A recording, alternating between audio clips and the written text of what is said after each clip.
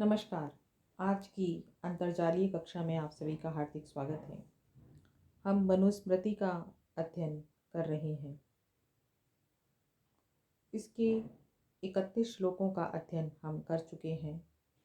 इसी की निरंतरता में अग्रिम श्लोक है, शर्मवत् ब्राह्मणस्य स्यात् राज्ञो रक्षा समन्वितं वैश्यस्य पुष्टि संयुक्तं शूद्रस्य प्रेष्य संयुतम्। नामकरण संस्कार का वर्णन करते हुए चारों वर्णों के उपनाम का स्वरूप बताया गया है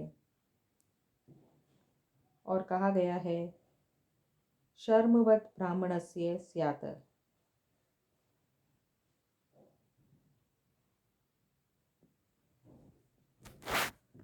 ब्राह्मण का नाम शर्मा से युक्त, राज्ञो रक्षा समन्वितम,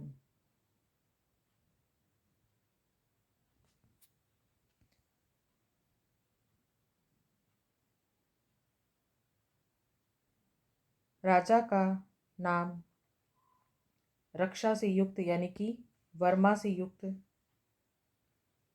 वैश्यस्य पुष्टि संयुक्तम, वैश्य का नाम पुष्टि से युक्त, शूद्रस्य प्रेष्य संयुतम और शूद्र का नाम दास्ता से युक्त रखना चाहिए। इस प्रकार चारों वर्णों में ब्राह्मण का नाम शर्मा, क्षत्रिय का वर्मा, वैश्य का गुप्त और शूद्र का दास आदि शब्दों से युक्त नाम रखना चाहिए।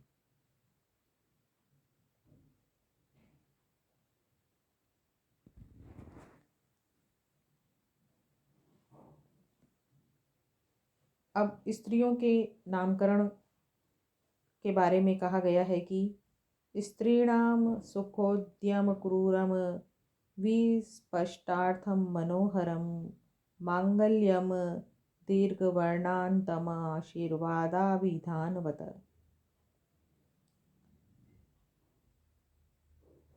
स्त्रीणां सुखोद्यम अक्रूरम विस्पष्टार्थम मनोहरम मंगल्यम दीर्घवर्णान्तम आशीर्वादाभिधानवत् नामकरणम कुर्यात्। अर्थात स्त्रियों का नाम सुख से उच्चारण के योग्य, अक्रूरम यानी कि सरल होना चाहिए, क्रूरता से रहित होना चाहिए, कोमल अक्षरों से युक्त होना चाहिए।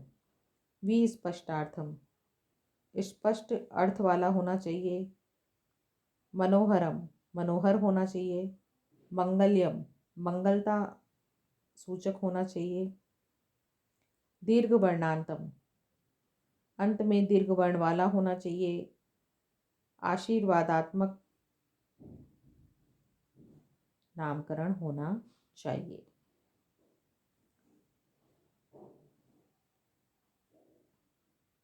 इस प्रकार के गुणों से समन्वित नाम यशोदा, प्रसन्ना आदि हैं। 2 अक्षरों वाले और आकारांत नाम जैसे सीता, गीता नाम भी प्रसिद्ध हैं। यदि नाम बहुत लंबे होते हैं तो उन्हें जोड़ तोड़कर छोटा कर लिया जाता है। अब अग्रिम मंत्र में अन्नप्राशन संस्कार का वर्णन करते हुए कहा गया है कि चतुर्थे मासी कर्तव्यम शिशो निष्क्रमणम गृहात् षष्ठे अन्नप्राशनम मासी यद्वेष्टम मंगलम कुले। इस प्रकार इस श्लोक के अंतर्गत निष्क्रमण संस्कार और अन्नप्राशन संस्कार दोनों का ही वर्णन किया गया है और कहा गया है कि चतुर्थे मासी गृहात् शिशो निष्क्रमणम कर्तव्यम, चौथे माह में बालक का घर से निष्क्रमण कराना चाहिए। षष्ठे अन्नप्राशनम यद्वा कुले इष्टम मंगलम च। और छठे महीने में अथवा फिर जो कुल के लिए मंगलकारी और अभिप्रेत हो तब अन्नप्राशन संस्कार किया जाना चाहिए। बालक यदि लड़का है तो चौथे महीने में निष्क्रमण संस्कार करें।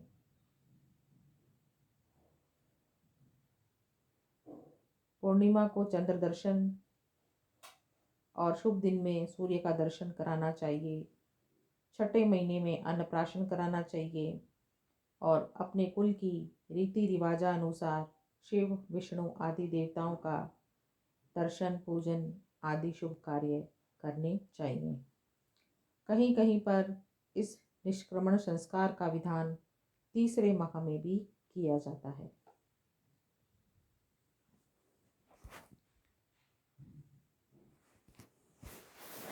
अगले श्लोक में चूड़ाकर्म संस्कार का वर्णन करते हुए कहा गया है, चूड़ाकर्म द्विजातीनां सर्वेषामेव धर्मतः प्रथमे अप्ते तृतीये वा कर्तव्यं श्रुतिचोदनात्।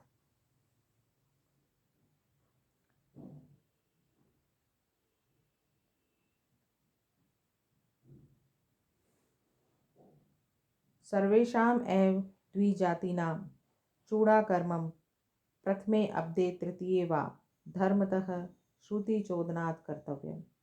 अर्थात सभी ब्राह्मण आदि द्विजातियों का चूड़ाकर्म संस्कार बालक के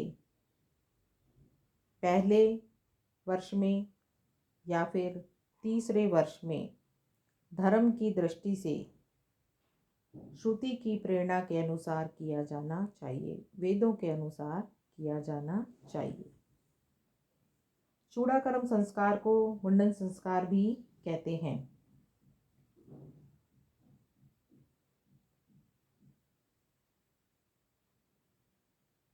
और वर्तमान में इसे जडूला उतारना भी कहते हैं।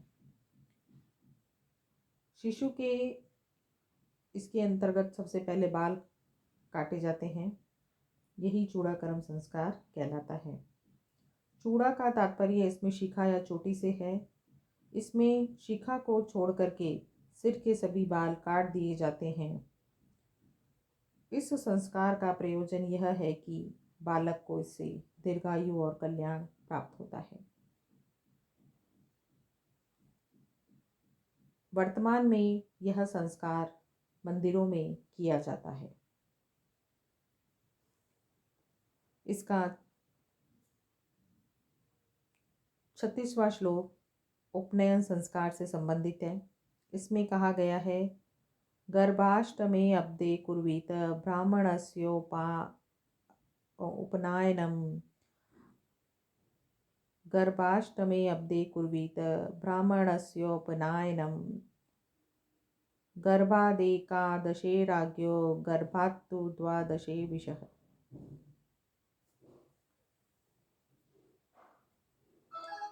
ब्राह्मणस्य उपनायनम गर्भात् अष्टमे अब्दे कुर्वीत। ब्राह्मण का उपनयन संस्कार गर्भ के 8वें वर्ष में किया जाना चाहिए।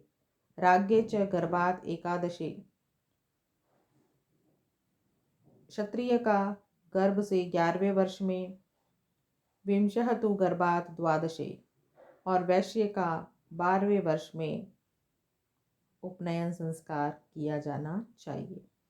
उपनयन संस्कार को यज्ञोपवीत संस्कार भी कहते हैं। यह 11वां संस्कार है।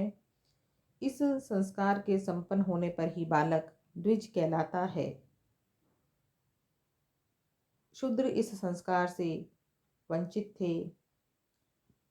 यह संस्कार इस बात का प्रमाण होता है कि अनियमित और अनुत्तरदायी जीवन समाप्त हो गया है और नियमित, गंभीर और अनुशासित जीवन आरंभ हो रहा है।